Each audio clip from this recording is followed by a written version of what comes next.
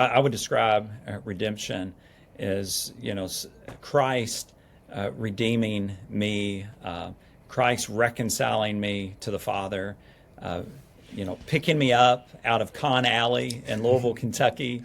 Literally Con Alley. How poetic. I grew up in the streets in inner city Louisville. My mom was a bartender. My dad was a professional gambler. He wasn't very good, so I didn't see him a whole lot. He spent most of my childhood in prison. First time I saw him, I was 5, and it was at a visitation at the prison he was at. And we were living on Con Alley. We'd have to move about once a year because we couldn't pay rent. We'd get kicked out. My mom would have to find another place for us to live. And it wasn't that we were atheists. I'd say we were agnostic. We just didn't care.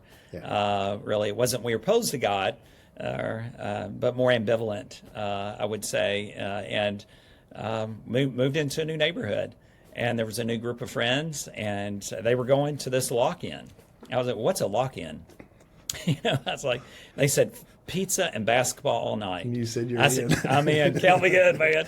I played ping pong. That poor youth pastor, we probably played 3 hours of ping pong, from like 2 to 5. I think he was just keeping an eye on me to make sure I didn't do anything, make sure I didn't burn something down. And it was just kind of coming out of that. I actually was arrested at 12 for smoking pot, and really we caught this building on fire, and they kind of traced us down, and so it was kind of coming out of that and just following in the footsteps of my older siblings, and just a lot of regrets, a lot of bad decisions. But I was lost, didn't know anything about the gospel, anything about church. But I went to that lock-in and kept coming to church. They'd come and knock on my door. They'd come pick me up on the bus, the bus ministry of Ninth and L Baptist Church in Louisville, Kentucky. Dr. Laverne Butler, gospel preacher, and him and his family, just faithful ministers of the gospel. His 2 sons and his daughter still serving the Lord, and they loved me. They started to explain the gospel to me. It was all weird, like hymns. Like nobody explained hymns. Like I was like, why are we singing?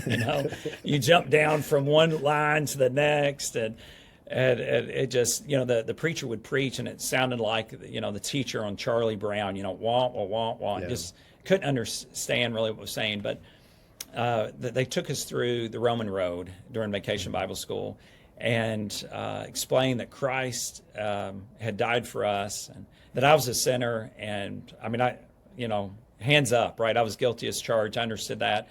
But when they explained that Christ had died for my sins, I just couldn't understand that God that I'd rejected, the God I'd blasphemed, the God I didn't want anything to do with, would love me so much that my past wasn't too bad for the goodness of God and the grace of God.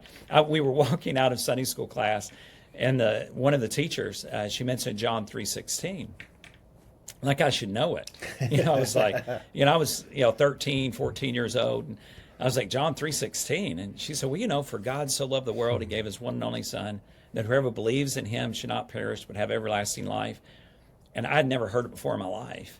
But there was something about that verse that captured my heart.